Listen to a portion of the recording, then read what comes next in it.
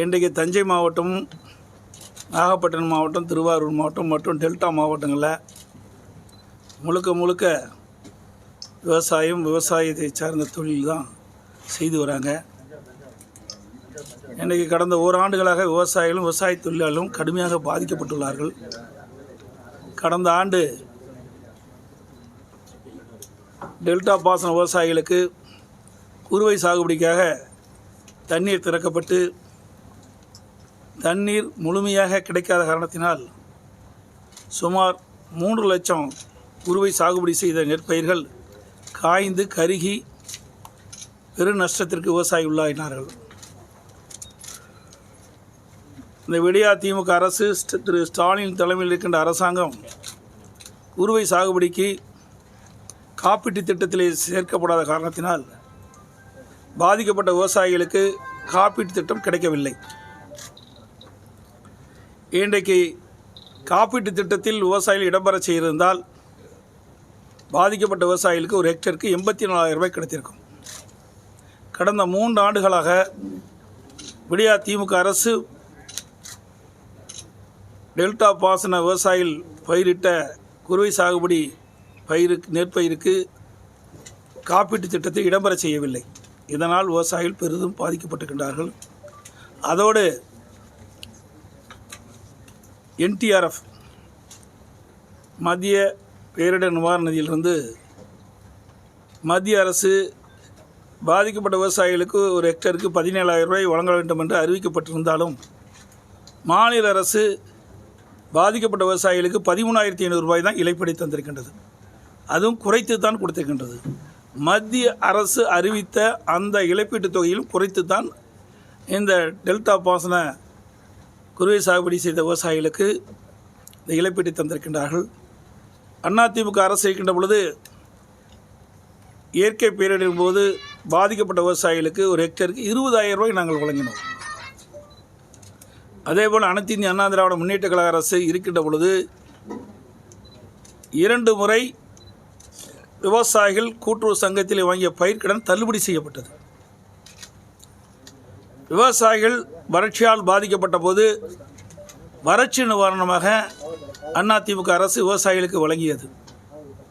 அதேபோல் இயற்கை பேரிடரினால், இயற்கை சீற்றத்தால் விவசாயிகள் பாதிக்கப்பட்ட பொழுது, விவசாயிகள் பயிர்கள் பாதிக்கப்பட்ட பொழுது காப்பீட்டு திட்டத்தின் மூலமாக இந்தியாவிலேயே அதிக காப்பீட்டு இழப்பீட்டுத் தொகை பெற்றுத்தந்த அரசாங்கம் அதிமுக அரசாங்கம்.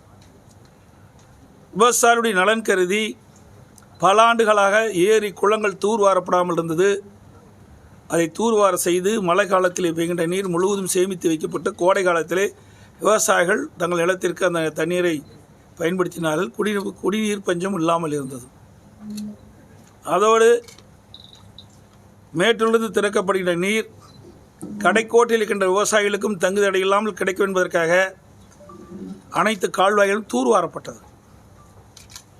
இப்படி பல திட்டங்களை விவசாயிகளுக்காக செயல்படுத்த அரசு அதிமுக அரசு. இப்பொழுது கூட விடியா திமுக அரசு குறுவை தொகுப்பு அறிவிக்கப்பட்டிருக்கின்றார்கள்.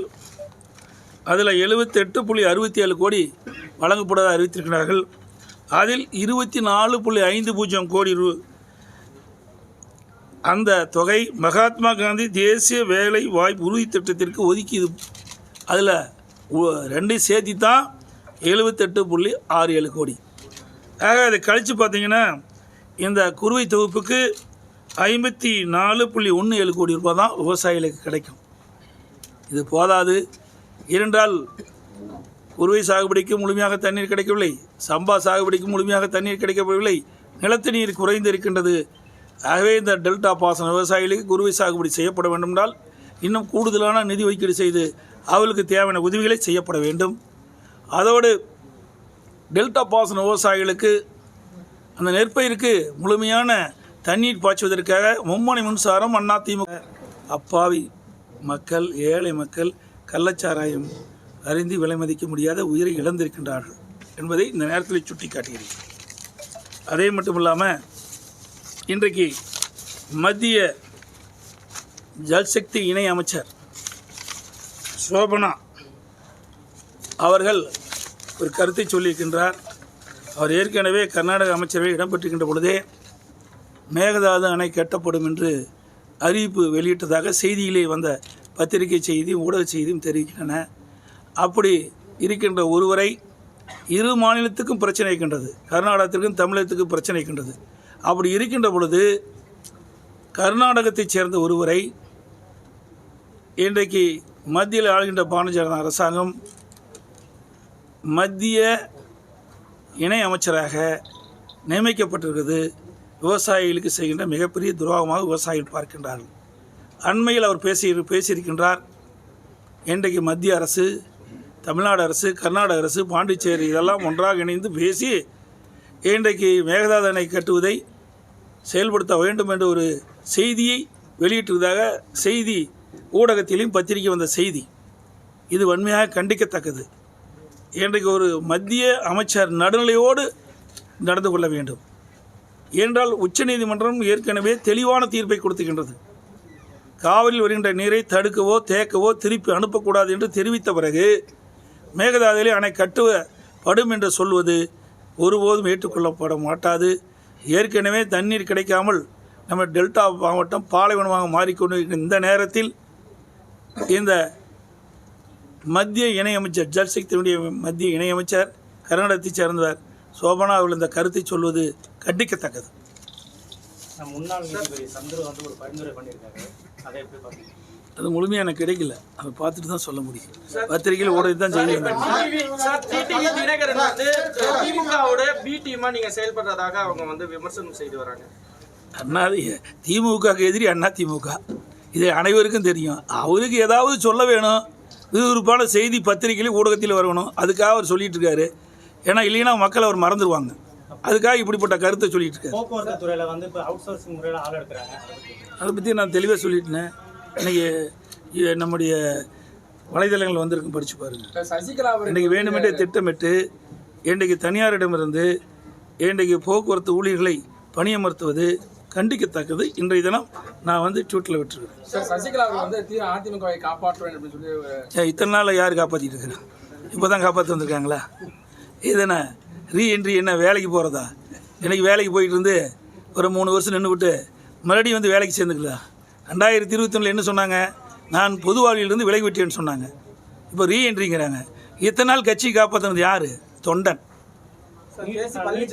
நீட் தேர்வு விவகாரத்தில் கடந்த ஆட்சி உங்களை விமர்சனம் பண்ணாங்க. இப்போ 3 வருஷம் ஆயிடுச்சு, ஆனால் இன்னும் விளக்கு பெற முடியல. பெற முடியாது. எப்படி பெற முடியும்? இப்போ நீட் தேர்வு குறித்து நீங்கள் ஒரு கேள்வி கேட்டுக்கிறீங்க. இன்றைக்கி 40 நாடாளுமன்ற, பாண்டிச்சேரி உட்பட 40 நாடாளுமன்ற திமுக கூட்டணியைச் சேர்ந்தவர் வெற்றி பெற்றுக்கிறாங்க. கடந்த முறை 39க்கு 38 பேர் வெற்றி பெற்றாங்க.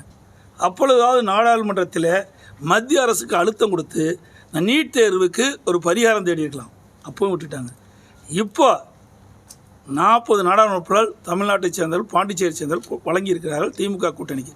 இப்பொழுதாவது நாடாளுமன்றத்திலே தமிழ்நாட்டு மக்களுடைய குரலை அழுத்தமாக நாடாளுமன்றத்தில் தெரிவித்து அழுத்தம் கொடுத்து நீட் தேர்வுக்கு விலக்கப்பட வேண்டும். ஏன்னா அவங்களுக்கு தான் அந்த அதிகாரம் இருக்குது, எங்கிட்ட அந்த அதிகாரம் இல்லை. வெறும் போராட்டம் பண்ணி இதெல்லாம் கண் துடைப்பு. இங்கே போராட்டம் பண்ணி என்ன பண்ணுறது? எந்த இடத்துல போராட்டம் பண்ணணுமோ அந்த இடத்துல போராட்டம் பண்ணணும். இதே காவிரி நதிநீர் பிரச்சனை வந்தது, அதிமுக பாரதிய ஜனதா கூட்டணியில் தான் இருந்தது. உச்சநீதிமன்றம் அளித்த தீர்ப்பை மத்திய அரசு காலம் கடத்தியது.